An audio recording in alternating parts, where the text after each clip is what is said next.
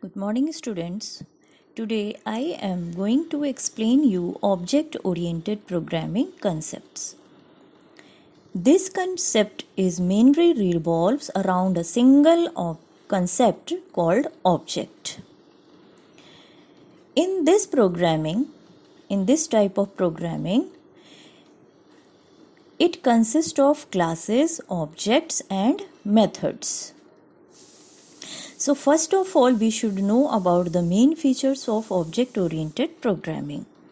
The main features of object-oriented programming, or you can say the main concepts of object-oriented programming, is class, object, abstraction, encapsulation, polymorphism, and inheritance. One by one, now I am going to explain about these all. However, you have done these all in previous classes, but again I will give you one revision. First of all, about the class. Class is made up by the data members and member methods. And why they are combining? They are combining to complete one task. Means if you want to implement an object-oriented program, you should involve data members and member methods.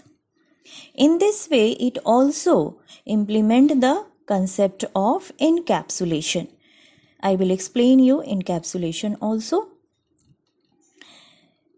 A class is a blueprint of its object. So first of all, we will know what is the object. An object is an instance of a class, and each and every object has its own state and its own behavior. For example, an orange. An orange has its own state. Which type of state? It is of orange color. It is spherical in shape.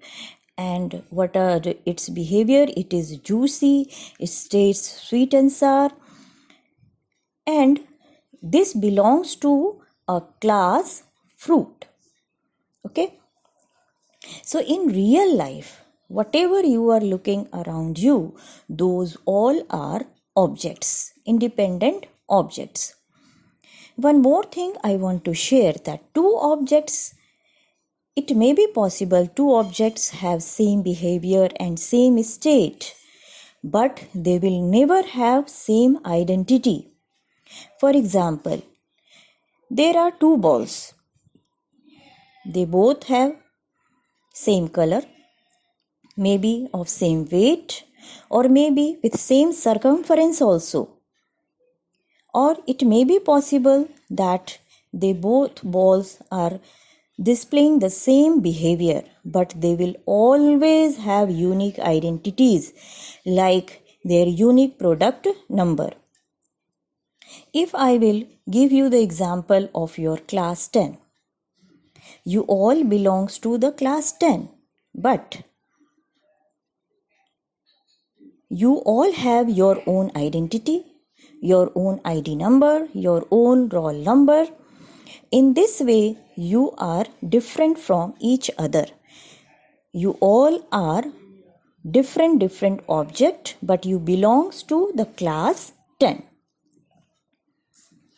And why you are belonging to same class? Because you all have to complete the same syllabus.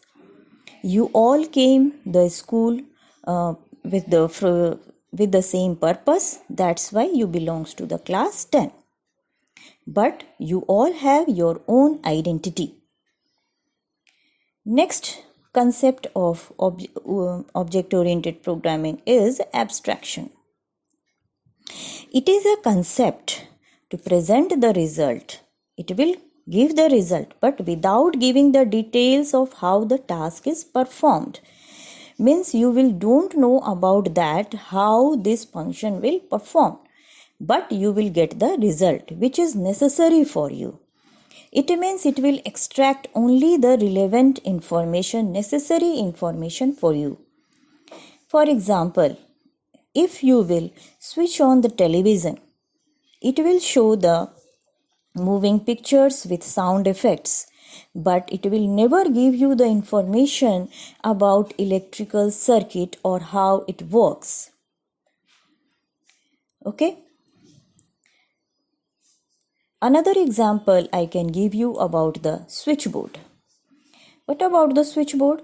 If you want to on fan or light, you will only switch on that particular, you will only on the particular switch. Particular means required switch. But how it will work inside the switchboard, how circuits will work inside the switchboard, you don't know about it. Next concept of object-oriented programming is encapsulation. Encapsulation means wrapping up of data members and member function. Just now I explained you the example of encapsulation is class, because class is the combination, or you can say that class involves the data members and member function together into a single unit, that is called class. So encapsulation is also the wrapping up of data members and member functions. In this way, encapsulation referred also the data hiding, because it involves hiding many of the important details of the form from the user. For example, in a school, variables or states such as student, strength, year of establishment, their admission number, and the processes, or you can say that functions such as teaching, playing, examination, etc. These all are wrapped together inside a class school. In this way, we can take another example also of walnut. Inside the walnut, its content are safe.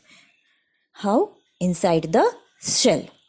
So in this way, you can say that all of your data members and member functions are protected inside the class. No one can access those data, or no one can access those functions without your permission. This is the main concept of encapsulation. Next one is polymorphism. What is polymorphism? Polymorphism means in many form. Means same article, you can say that same process can behave differently in different situation. For example, if you want to add two numbers, means 2 plus 3, it will give the result in the form of only number, means 2 plus 3, 5. But if you want to add two strings, 2 and 3, now remember that these two are strings, then it will produce the result 2, 3. 2, 3 means 23, not 23 means 2, 3. Okay, means it will join the string, not it will add. So in this way, in different situation, means if we want to add two numbers, it will give the answer in number. If you want to add two strings, it will give the answer in string. Means in different situation, it will give the different results. Next one is inheritance. In this concept, classes are related in such a way that a derived class and its object get access to data member of another class. So who will access that class is known as derived class or child class, and from which it will access that class is known as base class or parent class. What is the main use of this property? This concept help in reusing of programming code, and it will reduce also the program length.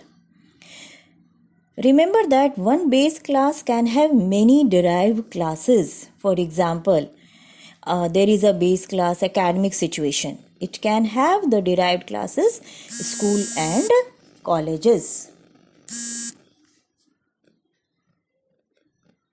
Okay, so in this way, one base class can have more than one derived classes. One more thing I want to explain you, that relation between abstraction and encapsulation. You know that abstraction means only give the required information, and encapsulation will wrap the information to implement it as the desired level of abstraction. Means what is necessary, only that information it will give through abstraction. Other information will be hidden, means non-essential details will be hidden inside it. This is the concept of encapsulation. In this way, abstraction and encapsulation, they both are related concepts. I think it will be easy for you to understand the concept of object-oriented programming. Okay, have a great day. Thank you.